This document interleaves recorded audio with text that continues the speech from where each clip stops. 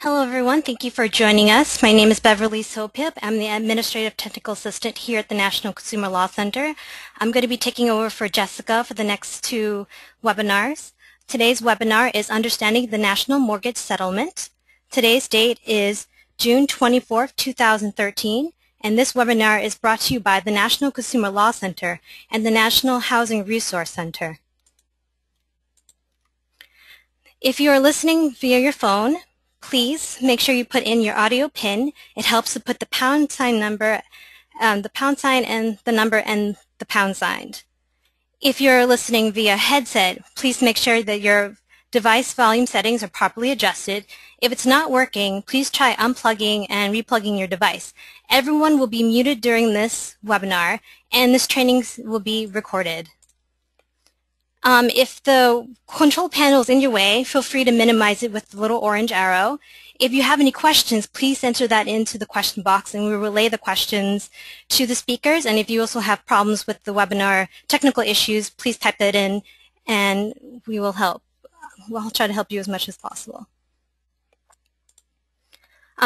There's also an evaluation survey at the end of this webinar. Please be sure to answer it, and copies of this presentation and materials will be emailed to all registrants after this webinar is over.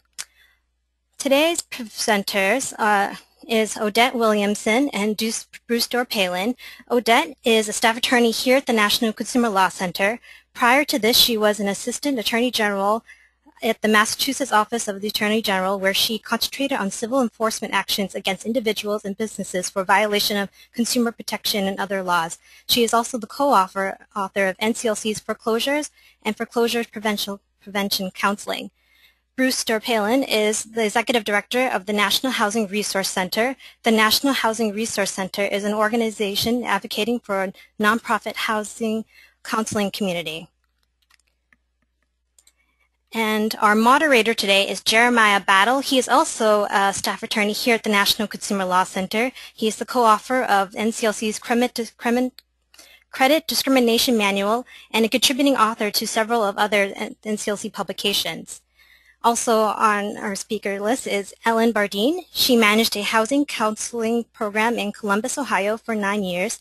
In that role, she counseled hundreds of pre-purchase, post-purchase, and foreclosure clients. She also trains housing counselors for national intermediaries. Joe Chambers is an assistant attorney generalist in the finance department of the Connecticut Office of the Attorney General. Joe assisted in the Attorney General Joseph Jepson with the investigation and negotiation leading up to the national mortgage settlement and represents Jepson on settlement monitoring committees. Michael Moore is an Assistant Attorney General with the Florida Office of the Attorney General in the Tampa Consumer Protection Division. The National Consumer Law Center advocates on behalf of low-income consumers. We provide training, legal analysis, and case consultation, and advocacy on consumer law issues. We also offer in-person and online training to housing counselors and attorneys. We also write books and manuals, and you can learn more about our organization through our website, www.nclc.org. And now, Bruce, would you be able to explain more about the National Housing Resource Center?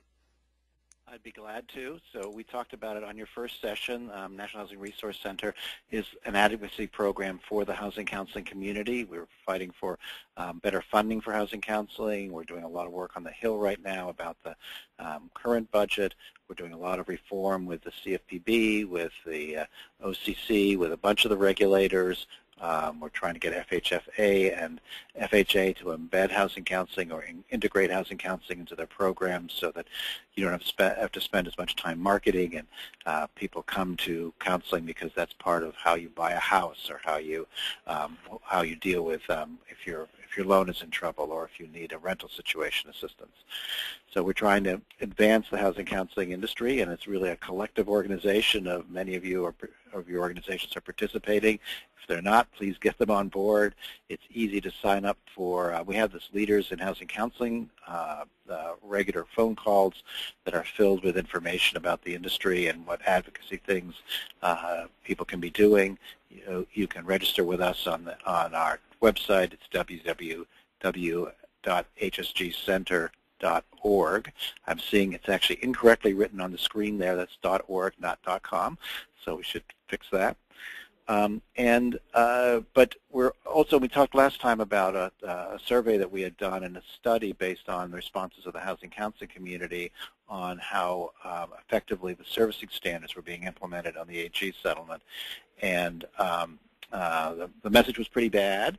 And interestingly enough, Joe Smith, the Office of Mortgage Settlement Oversight, released their first evaluation and found 8 places in their metrics that they evaluated where there were serious problems, but also found, surprisingly to us, that there were many more passes, and we have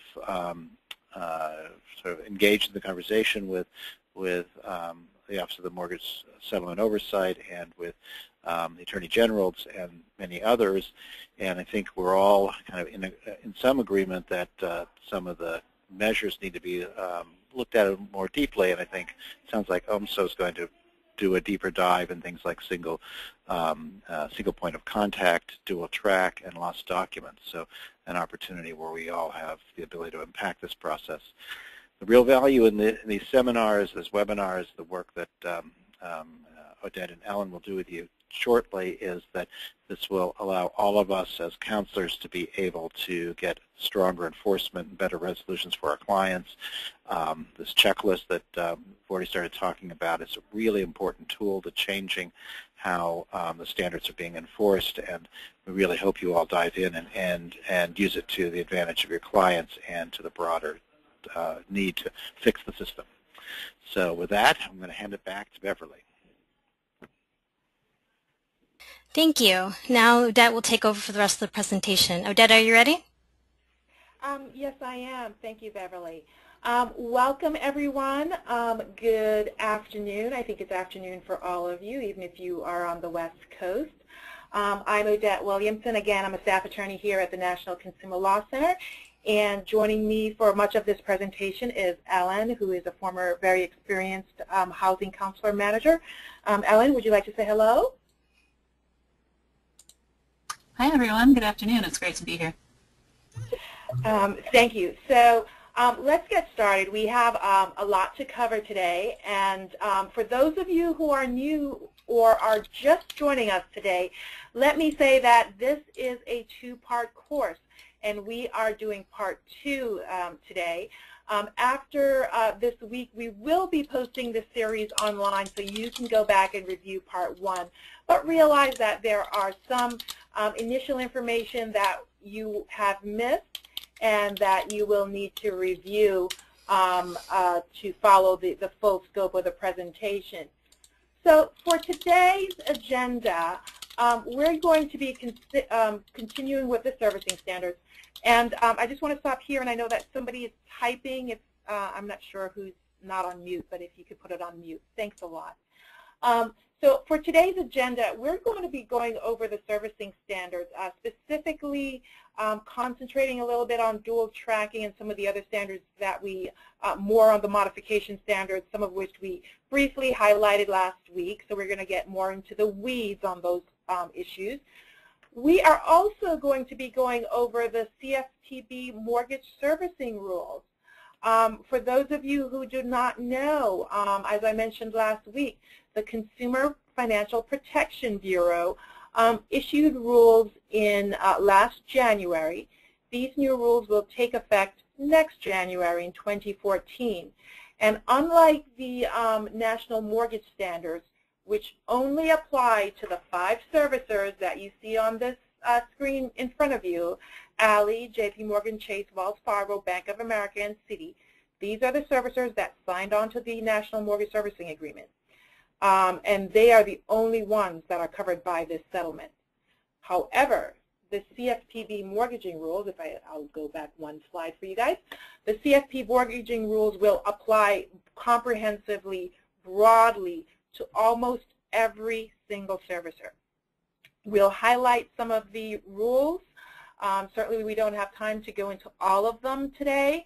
And when we go over the CFPB mortgaging rules, you'll see that You've seen these rules before because they're really pretty similar to the National Mortgage Settlement Rules, but they're just not as detailed, they're not as comprehensive. So we'll give you the highlights and tell you what to look out for when they go online, which is, again, next January, okay?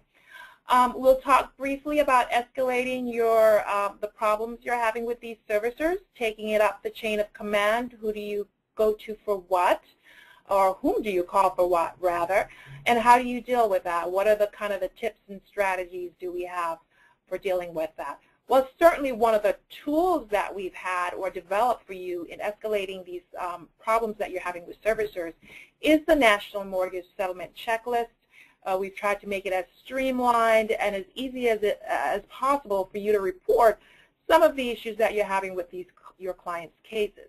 And of course, you may have a broad range of issues with respect to working with servicers. You know, we know it can be rather frustrating, but the settlement agreement that we'll be discussing today only addresses a discrete subset of issues, and those issues are outlined in summary on that checklist in a way that you can simply check, check, check, and say, I'm having problems with single point of contact, dual tracking, et cetera, et cetera. And we'll go over that at the end of the webinar. So thank you again for joining us today.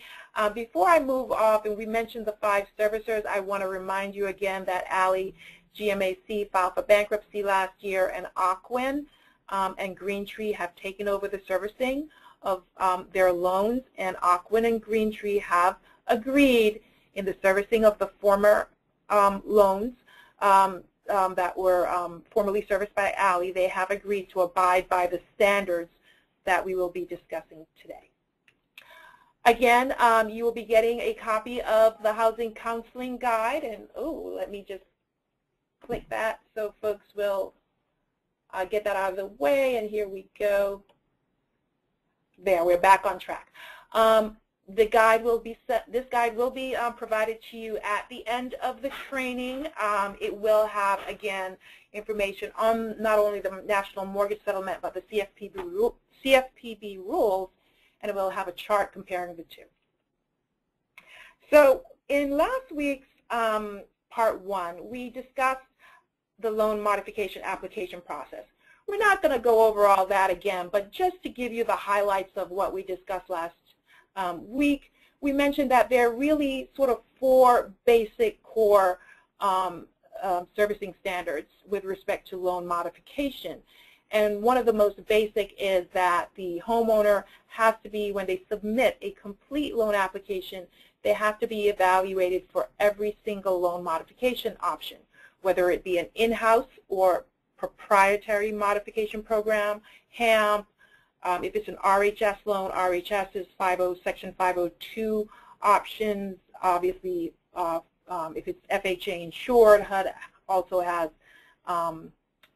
options for modifying FHA insured loans. The offer, if your homeowner if the loan is net present value positive, the homeowner has to be offered a loan modification. And if you recall, we discussed what NPV, that was a calculation that the servicer makes on behalf of the owner or investor of the loan to determine whether it is more financially feasible to foreclose on the loan, or would they lose less money by modifying the terms of the loan, making the payments less per month, for example. And if it is less, if it is financially feasible to modify the loan, then certainly that is NPV positive, and the homeowner must be offered a loan modification. If indeed the homeowner is evaluated for the option for a loan modification and one is not offered, a denial letter should go out to the homeowner. If they are offered an option, a trial period plan with the relevant documents must be sent. And if the homeowner is denied a loan modification, there is a whole appeal process that we discussed last week. And both the submission of the application, the timeline, there are specific timelines governing responses There are specific guidelines governing when the denial letter should be sent, and specific time guidelines governing the appeals process that we discussed last week. What you will see when we discussed this last week, and I mentioned this as well, is that the key for the servicer either sending acknowledgement or starting the review process is that the homeowner must submit a complete application. So you're asking, well, what exactly is a complete application? When is the application complete? Unfortunately, the settlement did not really define specifically what is considered complete. But there is an industry standard of what is complete, right? It is whatever is required by the owner or investor to evaluate the application. If it's like a proprietary mod, it's what the servicer requires. If it's HAMP, it's what is required under the HAMP guideline, including the RMA and other relevant information on income and other documents. So even though it is not defined under the settlement itself, we look to the industry standards and we look to what the servicer says they need to complete the application process. And if you recall, we also mentioned last week that the loan modification process, the application process itself, the criteria for applying for mods must be made public. So somewhere on their website, somehow they must give you that information about what they need. Even though complete is not defined, there are specific standards that really encourage the completion of that application. The first one that you should know about is that the servicer must acknowledge within 3 business days of receiving that application. They have to acknowledge that they received it, right? Simply let you know that they received your client's application. And in that acknowledgement letter, the acknowledgement has to be in writing. They have to describe what the loan modification process is, spell it out. They have to detail any deadlines that are part of that process. And most importantly, they have to give you the expiration date for any documents that your client has submitted. When do those documents go stale? Another important requirement is that if the application itself is not complete, then they have, the servicer that is, has 5 business days to send your client a letter stating, we don't have a complete application, here is what we need, here is what is missing, and here is what we need, and here is how much time you have to submit those documents. And you have 30 days, your client will have 30 days to submit those missing documents. Now, once the documents are complete, here are some tips for ensuring that it's complete. Well, I feel that one of the best ways for counselors to be able to submit a complete application is to educate themselves really well about what the servicers require. So one way for you to do that is to look at the servicers' websites for their job aids, and we'll look at some sample job aids in a moment.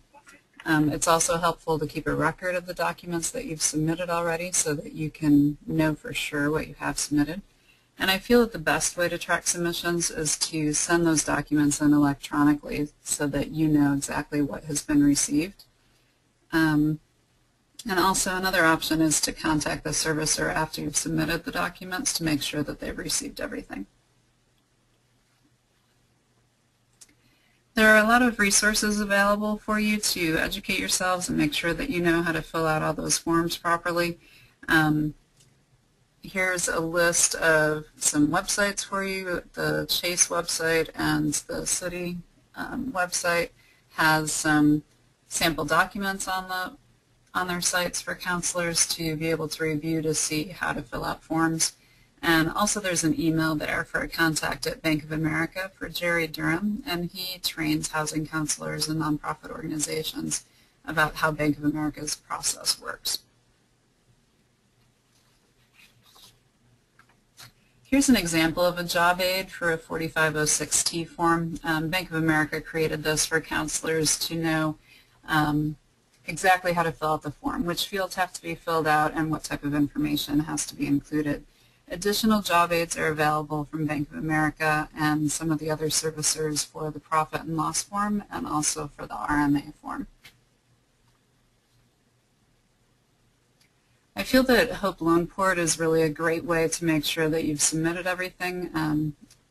You can sign up for it by going to hopeloanportal.org if your agency isn't using it yet, and it helps you to track all those documents really well. You can see on this slide a list of all the servicers that use Hope Loan Port and accept submissions through Hope Loan Portal, and that includes all 5 of the servicers that have participated in the mortgage settlement. I feel that HLP is great because it's easier for you to check on your submissions. And actually, some of the servicers, including Bank of America and Wells Fargo, prefer that counselors use Hope Loan Port to submit applications. We spoke last week about the web portals that each servicer has created, and some of them do allow you to submit applications through them. However, Hope Loan Port is more robust, and it gives you just more tools to be able to submit applications and track them. We can go on to the next slide. This shows the website where you can get training, which has recently been updated, and it shows how to register to use Hope Loan Port, and also tools for training housing counselors. I do want to mention that one weakness of Hope Loan Port is that even though all of the servicers included in the mortgage settlement are using HLP, not all departments within those servicing shops are using Hope Loan Port. For example, Bank of America's advocacy department is using Hope Loan Port really well and consistently, so you will get updates every 10 days and you'll be able to communicate with the servicer through Hope Loan Port. But then if your application or your client's case goes to another department outside of advocacy, such as bankruptcy or mediation, those other departments are not using Hope Loan Port as consistently, so you might start receiving information from the servicer in a different way, through email or through phone calls, and not as much consistent communication through HLP. So here we have our first poll question, and this question actually reviews the appeal period that we discussed last week. And Beverly will work on putting this up on your screen. Thank you. If a modification is denied, the borrower has a 30-day appeal period during which time they must do what? So you can select one of those responses on your screen.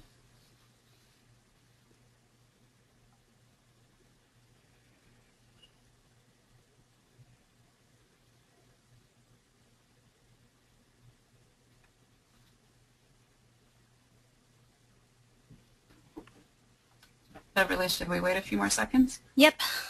I'll give everybody 10 more seconds, and I'll close the poll and read out the answers.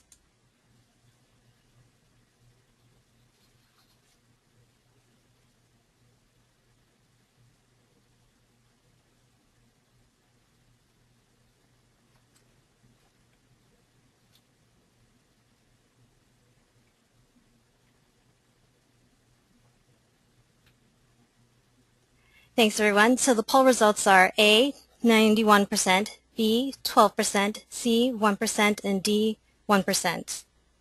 Great, thank you. And so the majority of you got it correct. And this is just a reminder that the borrower only has 30 days to appeal if their modification is denied, and that means that during those 30 days they have to submit new documents or information to clear up any misunderstandings or errors.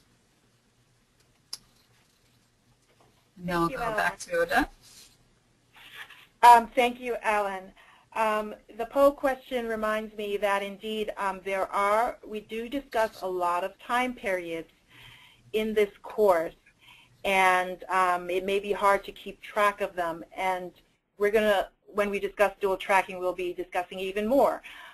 So do rely on the handbook that you will be sent to sort of refresh yourself about what the servicer should do when, because it often does get rather confusing. So let's go on to talk about dual tracking. Again, I mentioned we're going to be talking a lot about different parts of the foreclosure process when we talk about dual tracking, because that is the nature of what we're trying to avoid for our clients. So let's step back and talk about what is dual tracking. It is when the servicer proceeds with the foreclosure process while they are evaluating the homeowner for a workout. including while they are evaluating a loan modification application. So there are two processes. There's a dual track going on. One is the foreclosure is proceeding at full steam, or the foreclosure process rather, and the second that is proceeding probably at a slower pace, actually, is the evaluation process for the workout or for the loan mod.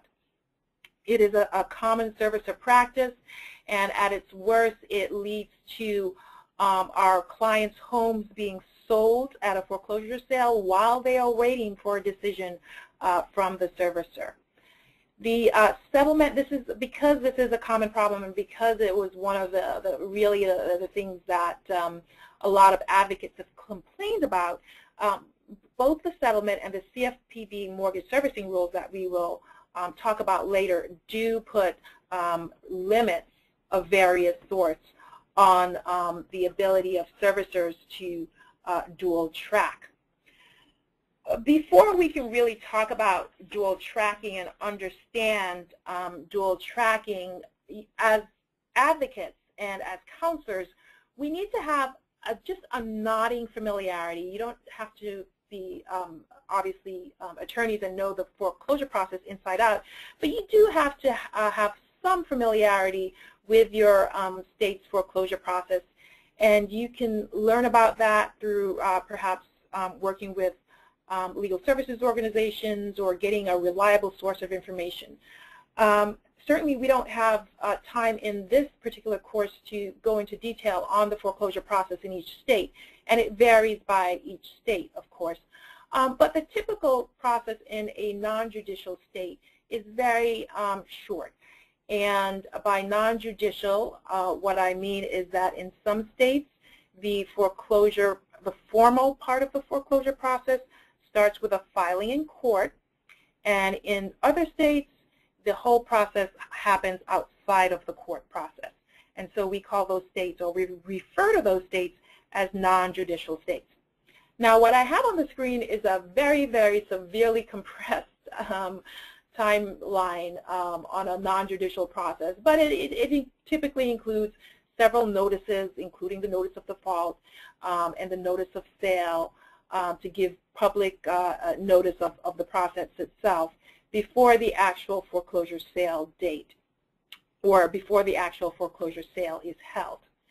The key for you as advocates is not only to know a little bit about the foreclosure process, but to know when the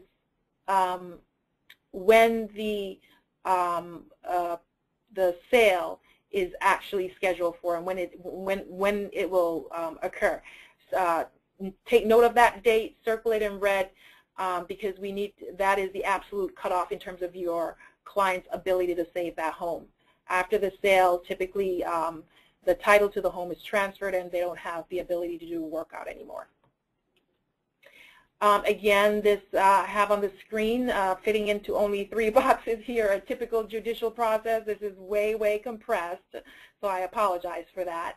But in a typical judicial process, the whole process is prosecuted through a court, starting with the filing of the complaint and the service of the complaint on your client. There's typically a hearing, a date set for redemption. There are typically motions made for a foreclosure judgment. The servicers, the foreclosure attorney will also ask for an order of sale before the actual sale date occur. And again, there are many steps that are missed in this particular slide, but just to give you an idea that it is a more involved process. But again, at some part of the process, at the end of the process, there will be a foreclosure sale. In some states, there is also a post-sale confirmation process, but that's just in a few states. So why are we keeping track of this? Why are we keeping track of the process itself?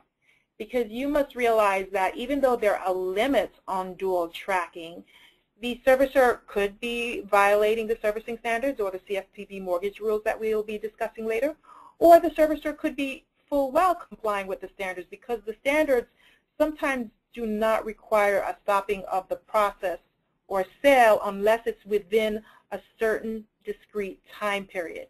And we'll go into the weeds, we'll talk about all those time periods in a minute, but realize that the foreclosure sale is one key time period.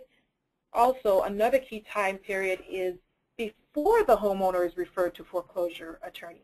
Before the homeowner goes into the formal foreclosure process, they do have an opportunity very, very early on in the process when they are just starting to fall behind to stop the process, stop the foreclosure process, and stop the sale itself. And we'll talk about those key periods, but realize that one of those key periods is when the homeowner is about 120 days behind. So we talked about dual tracking. Let's kind of further define it. There are really a couple of periods when you should be mindful. One is before the servicer refers the loan to the foreclosure attorney, and the other period is after the servicer refers the loan to that foreclosure attorney, and the foreclosure attorney takes it up and starts the whole process, the formal process. The most flexibility, obviously, the earlier your client submits a loan application, the more flexibility they have. And by early, I mean before day 120. Before the loan is referred to foreclosure, no foreclosure can be made. The servicer cannot send the loan to foreclosure if they have a complete or substantially complete loan modification application in their hands, and they are reviewing that application. But again, the deadline is by day 120, the 120th day of delinquency. Now, if your homeowner submits that application but it's not complete, they do have 10 more days to submit or to complete the application. The only limit on that is that the only thing that must be missing is the hardship documentation. Okay? So once they have submitted that, the lender or servicer is obligated to review the loan application. They can't make any sort of referral to the attorney until they have made a decision on that loan modification application. Well, what if your client did not get the loan modification in by the 120th day of delinquency? Well, there are a couple more opportunities after the loan is referred to the foreclosure attorney. And the first key opportunity is when your client receives a letter from the foreclosure attorney. Okay, so your client, after 120 days, nothing happens, your client doesn't submit anything, nothing has happened.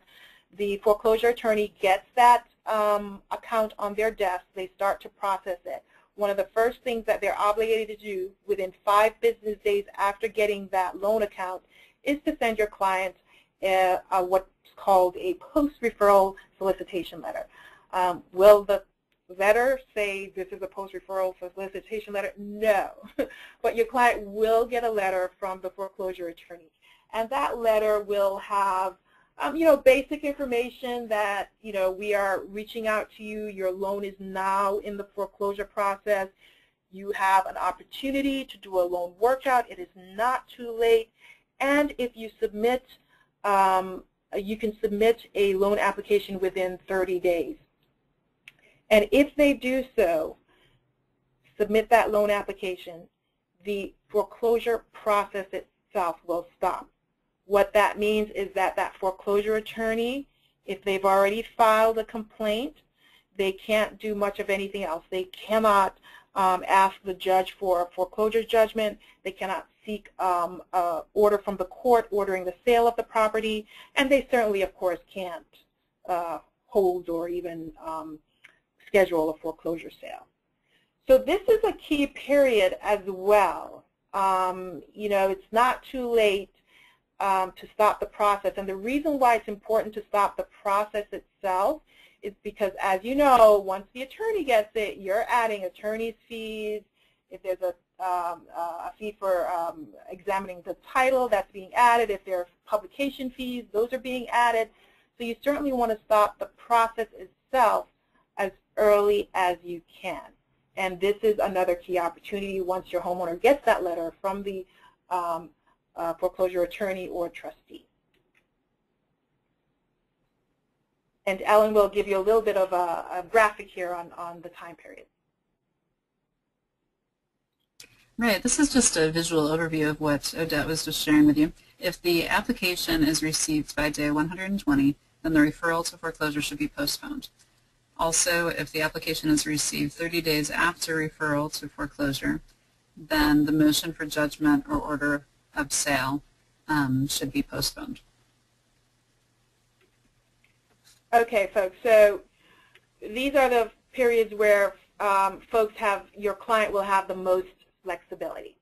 What we're going to talk about now is a sliding scale of protections for your client based on when they submit the complete loan modification application. The reference for these various protections are going to be the foreclosure sale date. So you remember I told you, take note of the sale date. If one has been scheduled, circle it in red. Here's why you need to know that. If your client submits an application 37 or more than 37 days before the foreclosure sale, a couple of things have to happen. Number one, the servicer has to review the application. Okay, so they have to review and give your client a decision. And during that review period, the foreclosure sale cannot be held. Now, will the process continue? Will the foreclosure attorney still be filing the complaint, serving the complaint, holding the hearing, asking the judge for judgment and all that? Yes, the process will continue short of the sale. Okay? What if your client is 15 to 37 days out before the sale? It's 15 to 37 days before the sale. Now the servicer is expected to do less if they receive that complete loan modification application. They're only expected to expedite the review of the application. And in this instance, the foreclosure sale is not, they are not obligated to postpone the foreclosure sale unless they offer your client a modification. So if they deny that modification, that sale is going to go forward. If they offer your client a modification, then of course logically the servicer has to put the foreclosure sale on hold so your client has enough time to respond, to send in that trial period payment, etc. Okay, now what if it's less than 15 days before that foreclosure sale and the complete loan modification application is received? Then the servicer is under no obligation to review the application at all. But whether they review it or not review it, they certainly have to inform the homeowner as to what they intend to do. Yes, we intend to review the application. No, sorry, it's too late. We're not going to do it. Now, certainly the servicer in this time period has the discretion whether or not to review that application. Does that mean that you as a counselor you shouldn't submit the application because it's up to the servicer? No, you can go ahead and submit that application. The worst that's going to happen is that the servicer decides, no, we're not going to do it. So go ahead and submit it. Just inform your client that certainly there's a possibility that the servicer will choose not to review or will decline to review this application because it's within this time period. With all of these time period, whether it be more than 37 days out, 15 to 37 days, or less than 37 days, you'll see on the screen the servicer is not required to take any action unless the loan modification application is complete. So it's vitally important that you double check and use all the tips and tools we discussed later to make sure that the application is complete and that they have then the clock will start ticking and the servicer will have to actually perform either a review or not review the documents, the application rather.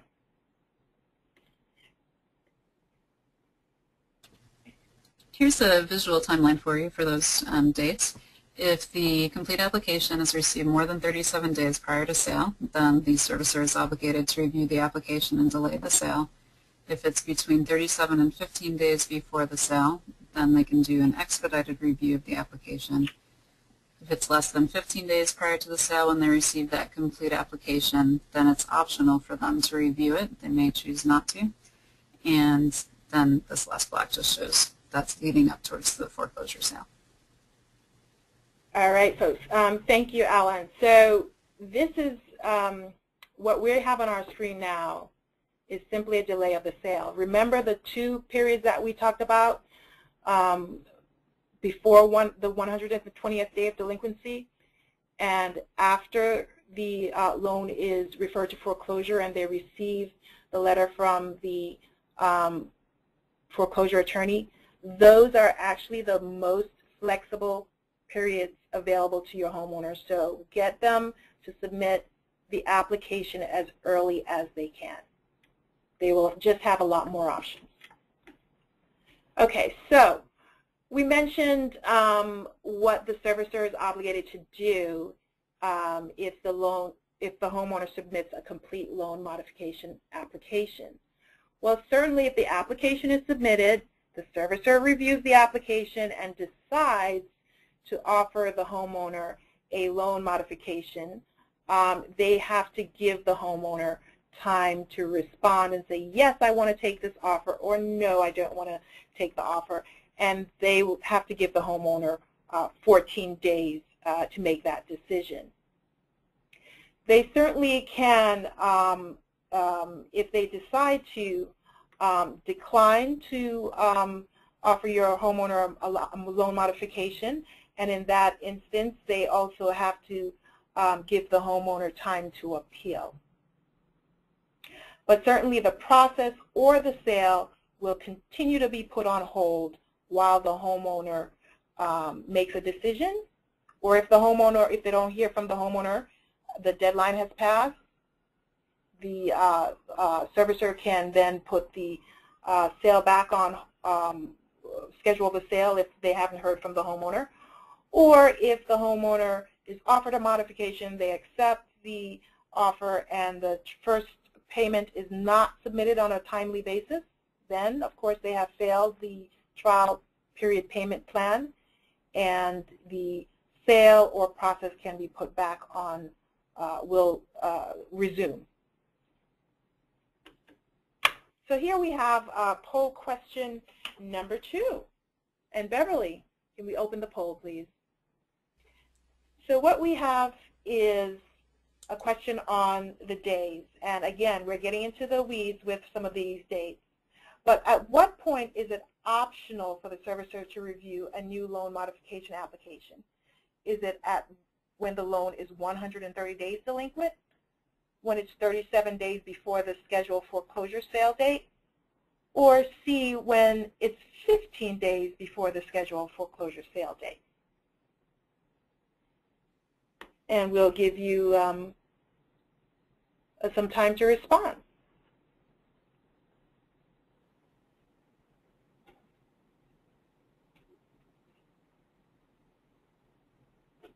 All right, I'm going to give a couple more seconds before I close the poll.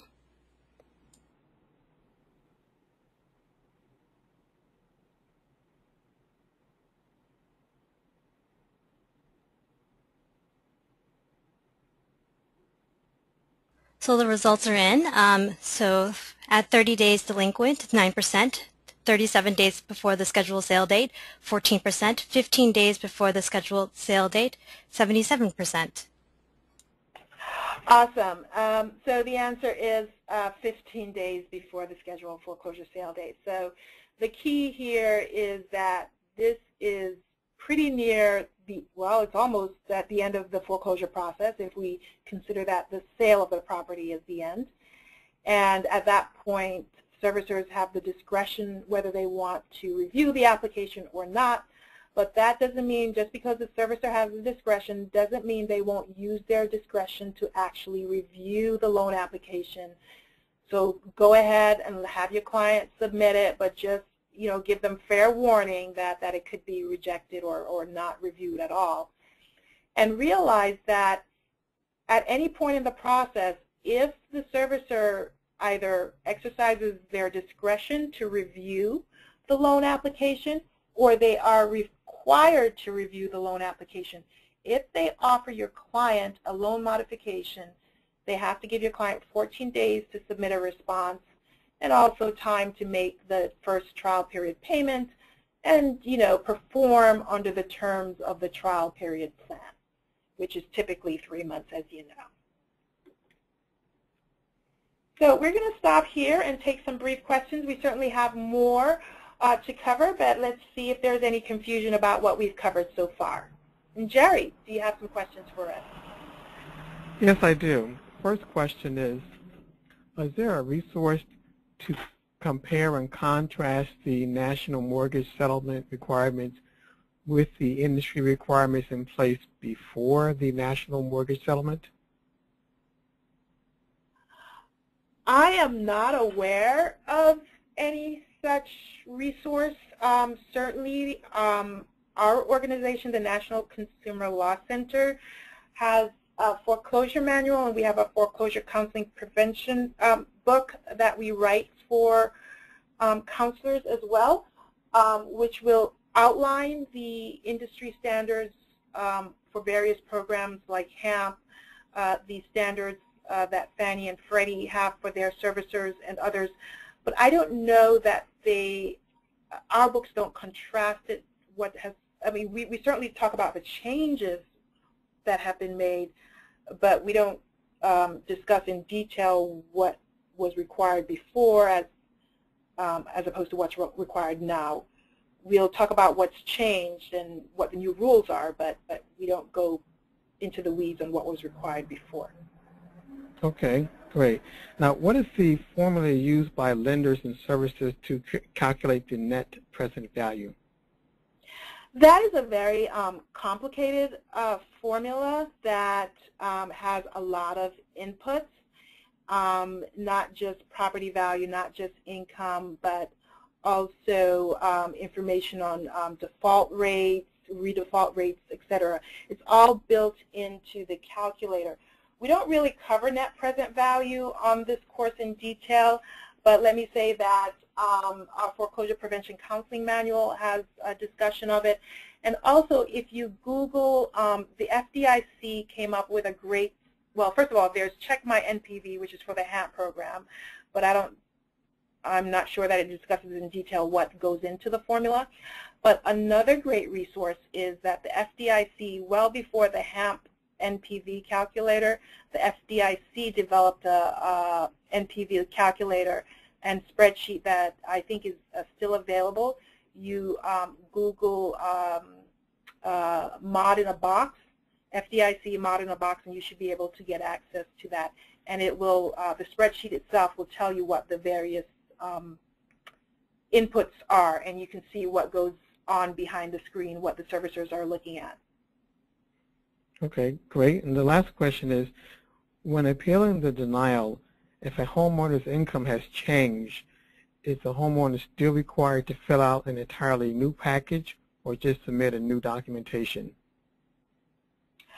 The homeowner is simply required, under the settlement standard, the homeowner is simply required to provide information on why the NPV is in error.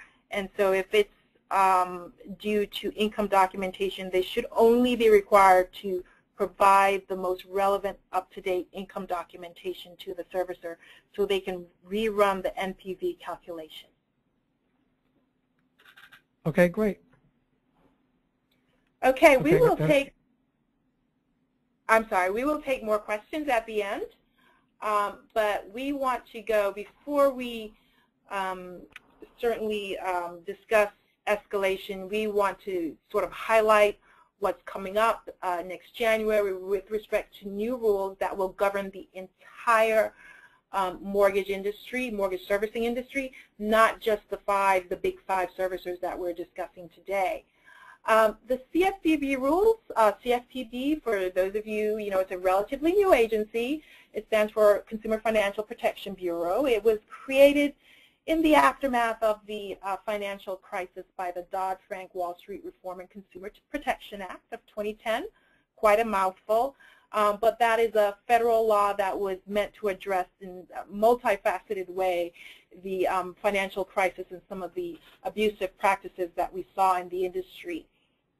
And the CFPB is the organization. Its mission is to make the markets work better for consumer in terms of consumer financial products, not other types of products. and make the market and the servicers work better. You can see that we have the website, which is consumerfinance.gov. If you haven't been to their website, lots of great information on there, and I would recommend that you really check that out. And we'll discuss escalating with the CFPB later. But one of the key parts of the CFPB's job is to regulate certain industries and certain markets. And in that vein, they have issued just this past January, in fact, rules for the mortgage servicing industry.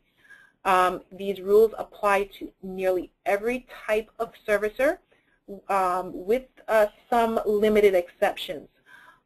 Small servicers, those are organizations or servicers that service less than 5,000 loans, are exempt from some rules.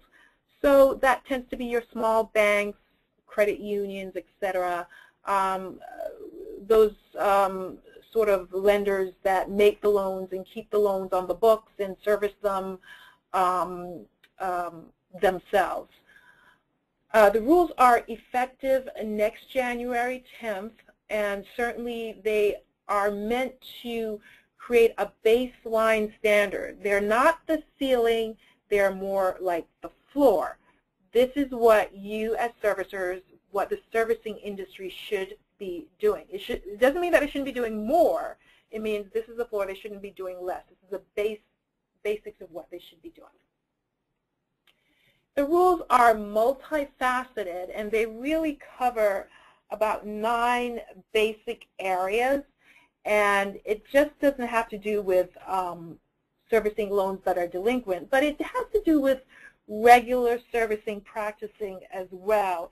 And it's meant to address some of the practices that have been complained about over and over and over again, including how consumers, if they have a complaint regarding the loan account, if they have a complaint regarding or if they are seeking information on something they've seen in their monthly statement, the frustrations that they have in that process, trying to get these errors resolved, trying to get correct information from the servicer regarding what's happening with their loan account. The rules deal generally with billing and crediting or application of payments, making sure they're applied promptly and accurately. Of course, there are all sorts of rules dealing with how to communicate with homeowners, especially those who are falling behind and those who are already behind on their mortgage. I could say in a nutshell, it's, reach out to the homeowner early and often. There are limits on dual tracking, which we'll discuss in a minute, limits on forced placing of insurance. That is when insurance, if the homeowner doesn't pay their insurance, or if the servicer is obligated to pay the insurance and the servicer negligently doesn't pay the insurance. Sometimes in that instance, even if it's their error, they will buy very, very expensive replacement insurance and place it on your client's account, and of course your client's monthly payment will escalate as a result if there is an escrow for the insurance. So with respect to the communication standards, again, in the National Mortgage Settlement, we talked about single point of contact. Well, there is a similar rule that the CFPB has in its standards. The standard is that the servicer has to use its best efforts. It's not required, but they have to use their best efforts and have policies that will lead to a single point of contact being assigned to your client's loan. One person throughout the life of the loan that will help your client when they fall behind, to help with the loan workout, tell them what the loan options are, tell them what documents to submit, etc. Certainly, there are very detailed standards on when they should reach out to the homeowner, what information they should offer to the homeowner. not only verbally but in writing. For example, they have to send a pre-foreclosure notice, and that has to go out within a few days after your homeowner is delinquent. One great addition, I think, or at least different from what was required before under federal law, is that the servicer has now 2 detailed requirements: to respond to your homeowner when they allege that there is an error on their account, and also a separate and distinct standard to respond to your homeowner when they seek information. The timeline governing both the obligation of the servicer to respond to errors and also to respond to requests for information are pretty similar. So I'm not going to go over both of them. But just to give you the highlights, the servicer is, if your homeowner calls the servicer, or sends rather a written, it has to be in writing, sorry about that, sends a written letter, or some sort of written correspondence to the servicer asking for information, they have to acknowledge receiving that written request within 5 business days. They have to respond to that request for information within 30 days. With the one exception, if your homeowner is seeking, if your client is seeking the identity of whoever owns their loan, then the servicer doesn't have 30 days to respond. Instead, they have 10 days to respond to that request. Now, the date to be responded for the response may be extended, but the servicer has to have a good reason. And the servicer cannot charge any fee for processing that response. So how can this be used? Say your homeowner has gotten a monthly statement and they see that there are certain fees and charges being added to their account. They're confused about why those fees or charges were added. They have called the servicer. They're not really getting clear information. Then I would, this would be a good tool to get information from the servicer in writing about what's happening. And it might be important if, for example, those fees are unauthorized or inflated or in some way illegal, having something in writing would definitely help your client if they decide to pursue this as a legal matter later on. In terms of other, before we go on to the other certainly requirements, Ellen will go over a little bit about the time period for responding. Great. Well, here's a visual to help you remember the time frames required for their responses. If a servicer receives a request for information, they should acknowledge receipt of that request within 5 business days, and they should respond to the request within 30 days. And this also reviews the limits on dual tracking. They should not initiate a foreclosure before the borrower is 120 days behind. Now, the dual tracking, I just wanted to highlight some similarities between the CFPB's dual tracking limits and the National Mortgage Settlement. So we went over certain very, very key dates with respect to the National Mortgage Settlement. They're probably all swimming in your head right now. But I mentioned that it's a continuum in terms of the National Mortgage Settlement. The farther down you go in the foreclosure process, the less protection you receive. Meaning, the closer your client is to that foreclosure sale date, the less protections they will receive from dual tracking. And we outlined what those were. The CFPB's is sort of a flatter structure. They're looking at just 37 or more days before that foreclosure sale date.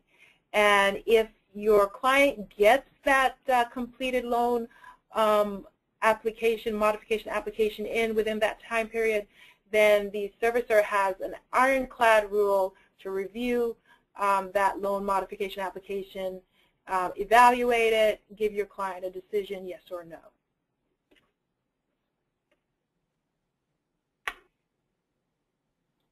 So to review, if the application is submitted 37 or more days before the sale, then the servicer will take 30 days to review the borrower's documents before continuing on with the foreclosure process. So just to keep in mind, the borrowers have an opportunity to appeal if the borrower applied for a modification 90 or more days before the sale and the servicer denied the modification. The borrower has only 14 days to submit additional documents to correct the errors. We can go on to the next slide. This shows you visually this timeline of that they had to submit the application 90 or more days before the sale, and then if the modification is denied, the borrower has only 14 days to appeal by submitting additional documents to correct any misunderstandings, and then the servicer has 30 days to review those documents. Now keep in mind that this requirement is actually a quicker turnaround than the National Mortgage Settlement required. Absolutely.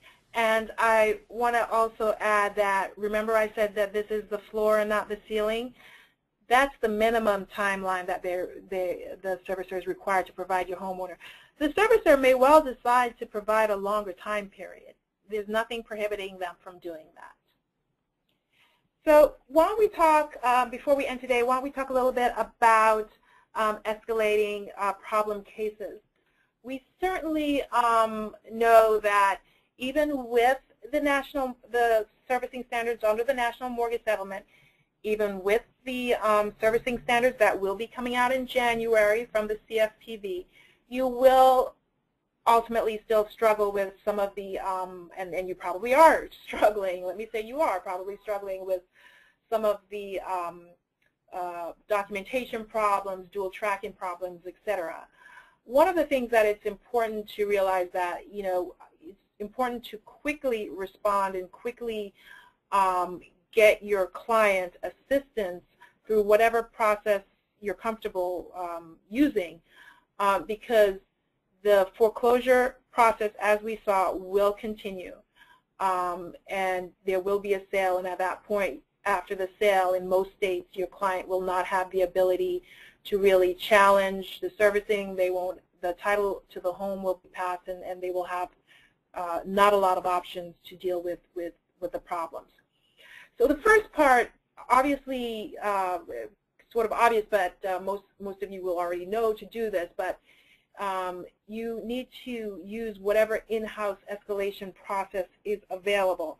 And the National Mortgage Settlement does require that there be an in-house escalation process available for you to use, and the single point of contact is obligated to refer you as a counselor to their supervisor or other higher up to discuss any problems that you're having with the servicing of or with the processing of your client's loan modification application. Of course, make sure that you have authorization form handy. I'm sure you know that they will not, the servicer obviously will not process your request without that.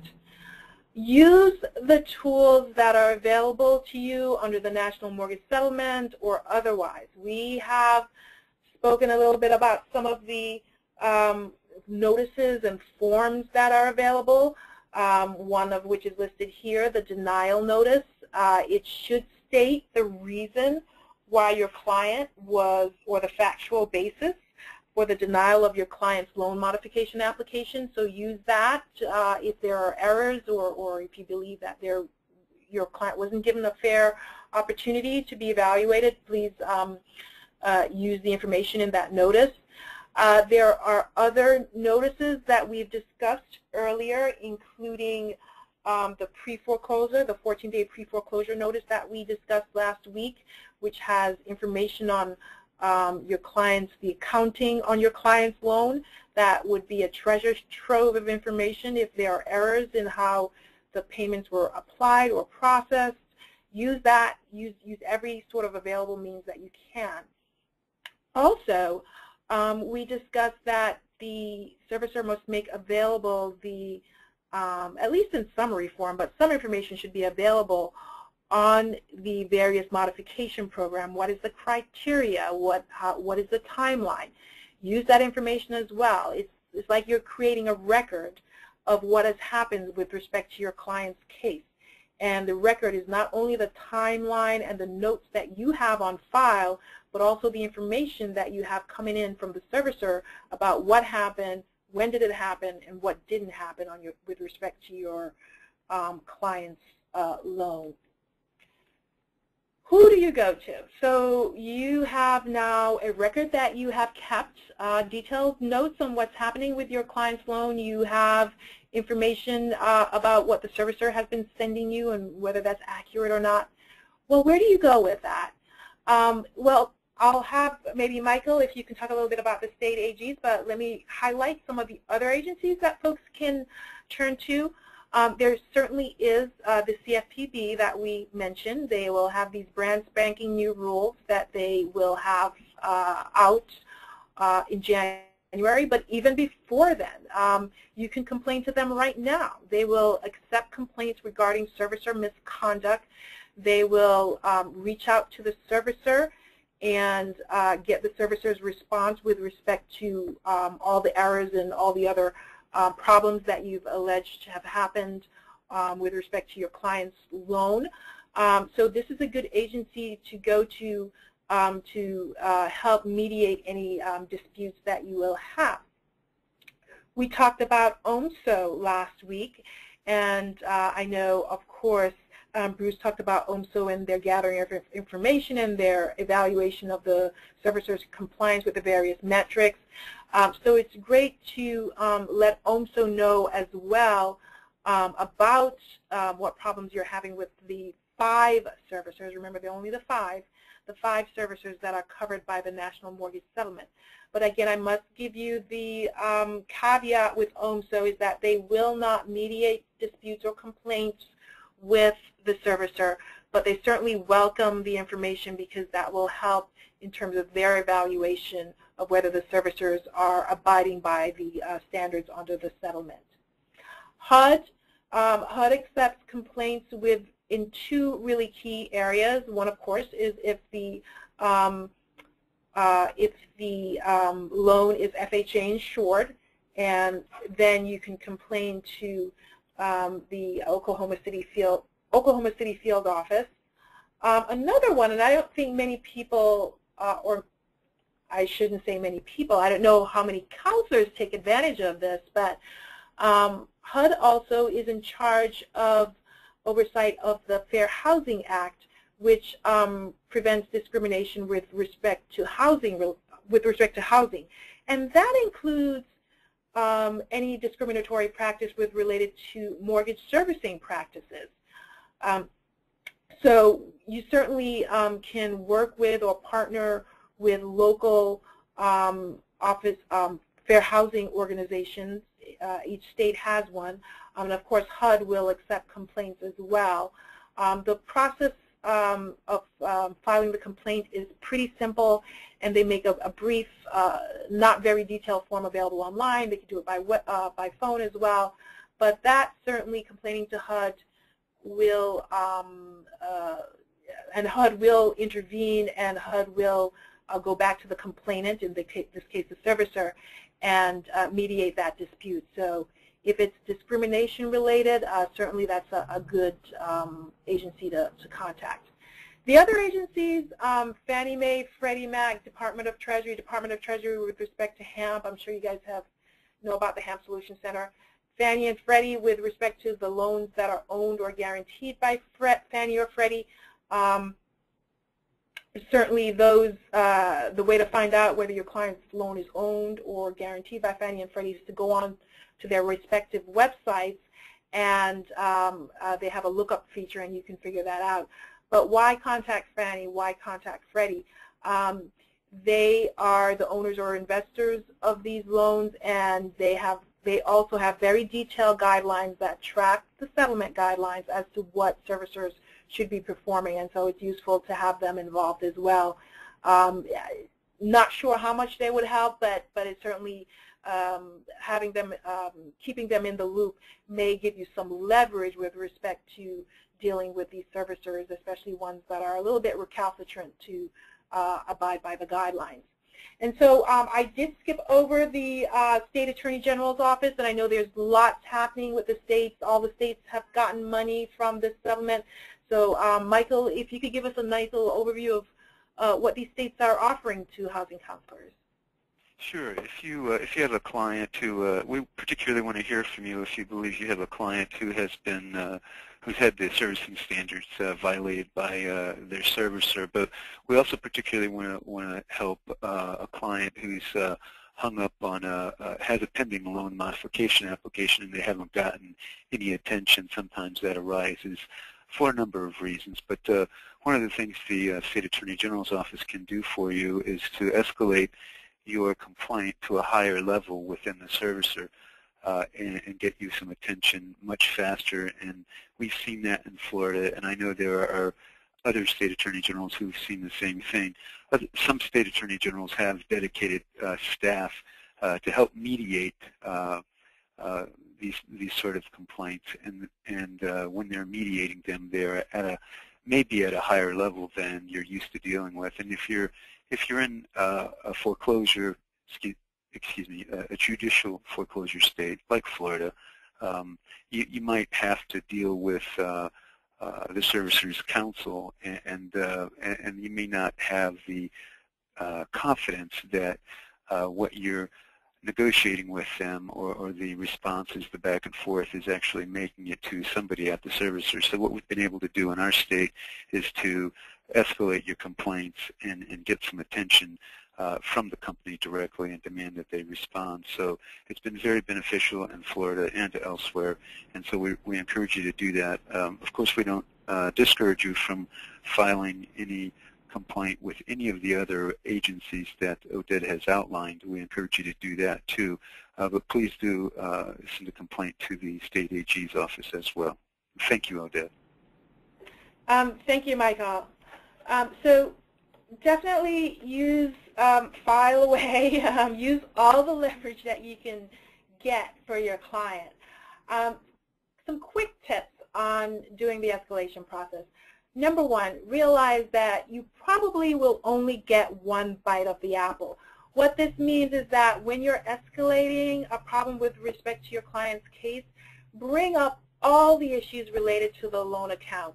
To give you an example, under the National Mortgage Settlement, for example, servicers are not required to review a complaint that is substantially similar to a complaint that was filed before. So before you get the servicer determines that, just bring everything up that you can, even if it's not related to the delinquency. It may be related to some payment that wasn't applied correctly. Just bring everything up.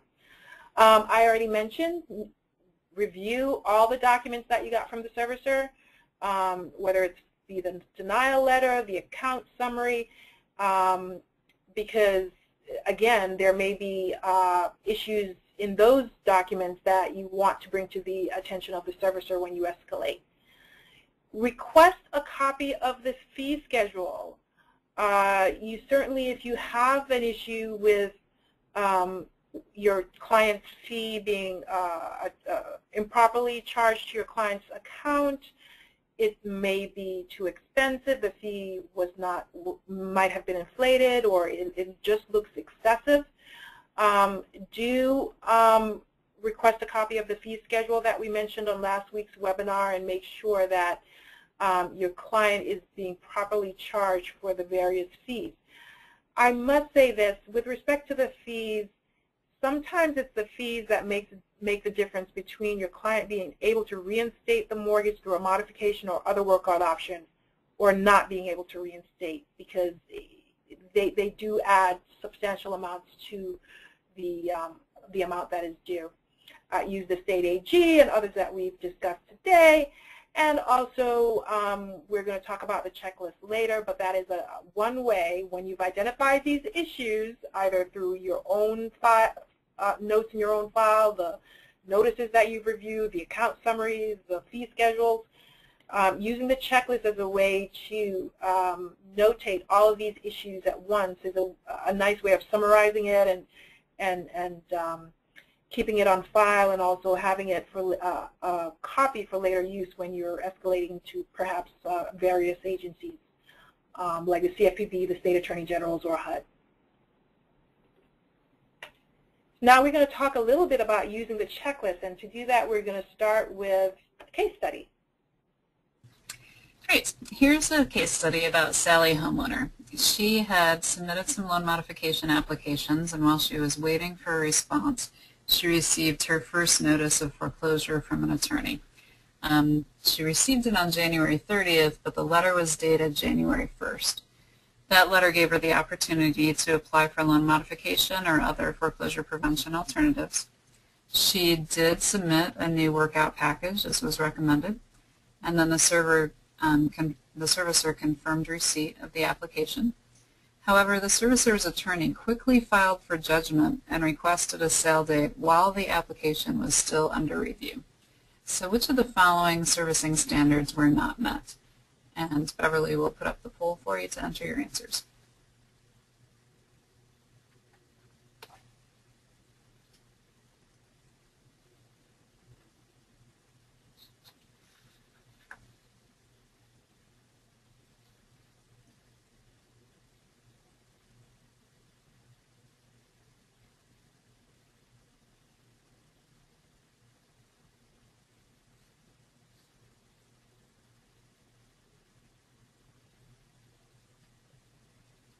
I'm going to give people 15 more seconds to fill in the poll. Thank you.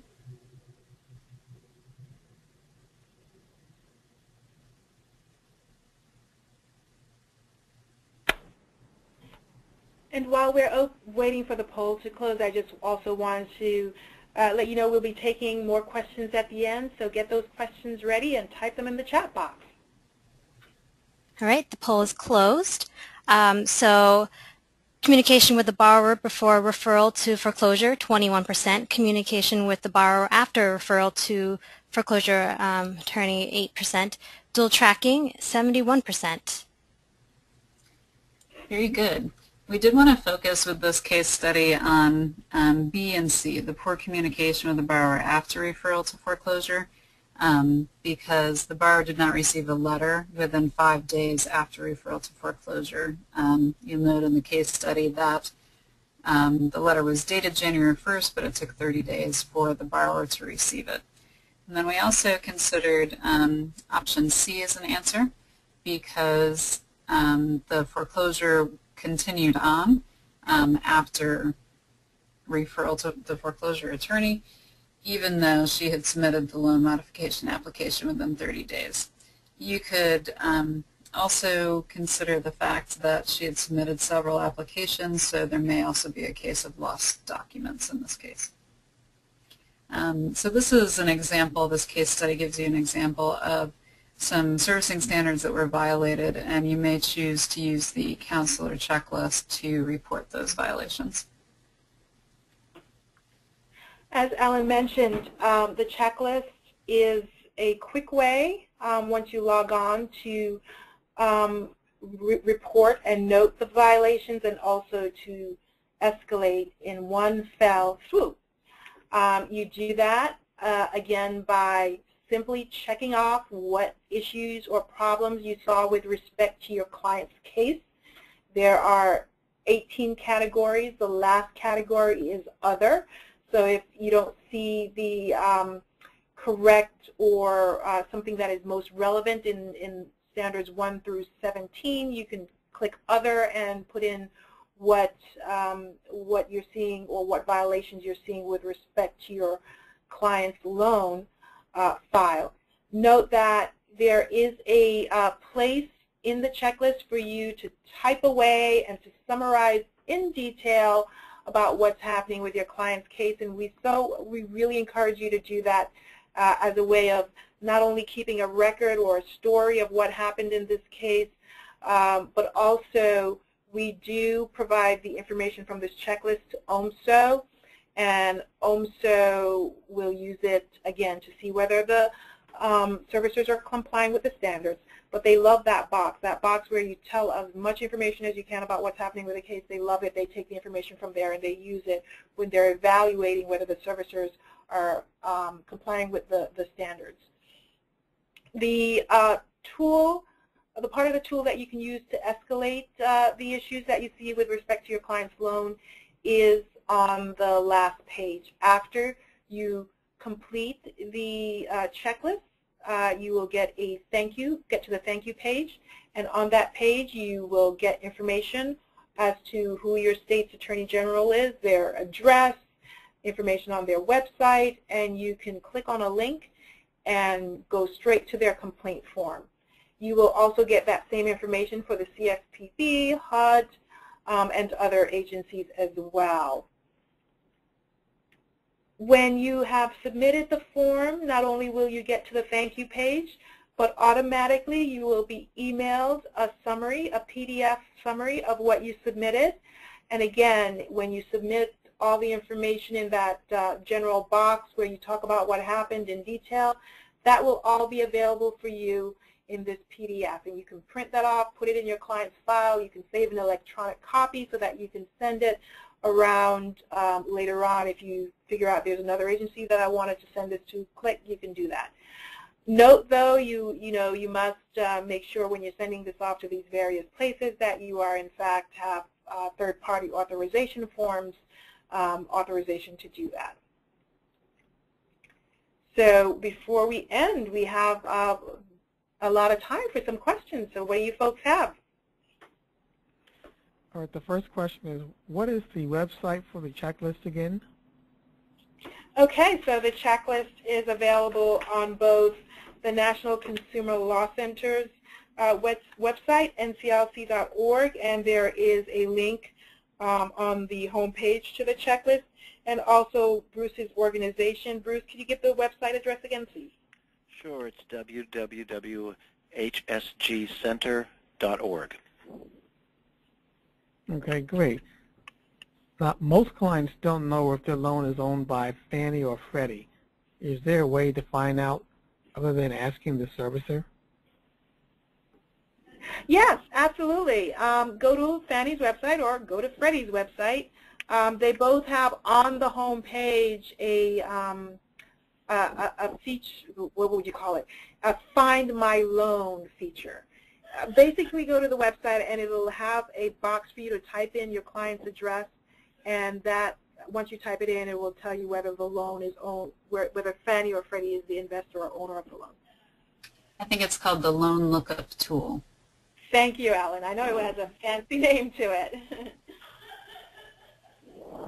Now, this new set of requirements, does it replace the qualified written request, or is it in addition to the RESPA option? That's a good question. It actually, it's interesting. The qualified written request, for folks who do not know what that is under the Real Estate Settlement and Procedures Act, RESPA. Servicers have an obligation if your client submits a written request for information or to challenge errors, they have to respond to that request, or they face penalties and fines and can be sued. This will, in fact, replace that in some ways because it'll expand the ability of homeowners to request either detailed information on the loan account or to challenge errors in some ways. Okay, great. Now, is a mortgage covered under the settlement if it is owned by one of the signatory lenders but is serviced by an entity that is not a signatory? So the settlement covers the servicers, the 5 servicers that signed on to the settlement. So if whatever loans they're servicing, whoever owns the loan, they have to service it according to the servicing guidelines. Okay. Now, when one of the 5 servicers transfers a loan prior to the first trial payment, is the new servicer required to accept the first trial payment? Yes, the new servicer, and we covered that last week, the new servicer is obligated to service the loan according to the servicing guidelines. So yes, they are obligated to accept that trial period payment. Okay. Is it too late for someone who did not send in the paperwork on time and lost their home to seek relief under this settlement as well? Michael, do you know the question to that? I don't want to. Yeah, I think they're talking about the borrower payment fund, right? And so they can. We don't want to discourage anybody from seeking a payment, but likely they're likely not to receive one if they submit it late. But they should try anyway. That's my answer. Please try. Please submit it even if it's late, even though the odds are that you won't be able to get a payment. Please try anyway. Okay, great. Now, the timetable you talked about earlier, if the housing counselor requests the information, does the timetable apply as well? So we discussed several timetables that the servicers are obligated to abide by. We had the loan modification timetable last week. We had the timetable with respect to dual tracking this week. Whether it's the homeowner or the counselor, the servicers are obligated to abide by the standards in the settlement. So yes, they have to, whoever they're dealing with, if they're dealing with the homeowner's representative, which you guys are, they have to abide by the timelines, whatever timelines there are. Okay, great. Now, regarding the third-party authorization, can services ask for written authorization to resubmit it every 90 days?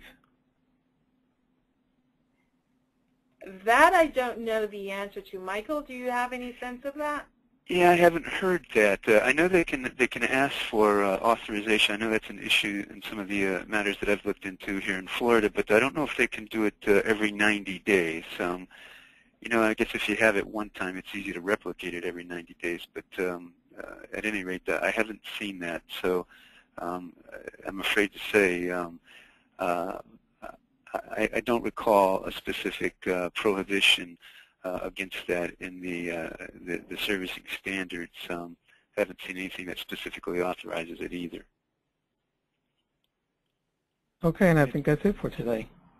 And if I could, I just wanted to add on a little bit. For anybody who really wants to get down into the weeds on these servicing standards, it's Exhibit A of the settlement. The settlement spans about 400 pages, but the servicing standards only span about 40, 45 pages. And so if you go out there, and you can Google it out there, or go to the National Mortgage Settlement and download it, and then just look for Exhibit A, and you'll have it. But you've done a great job, Odette, in summarizing it today. Thank you, Michael. And I also want to you to know that in the handbook that you'll receive this week, you will have a summary of the National Mortgage Settlement, not all 304 standards, but the relevant ones, and also the CFPB rules as well. And I want to thank everyone. You've been a great audience. We look forward to your questions and also feedback on the checklist and how it's working for you. And if you have any further questions, feel free to reach out to me. My email address is owilliamson@nclc.org. Thank you, everyone.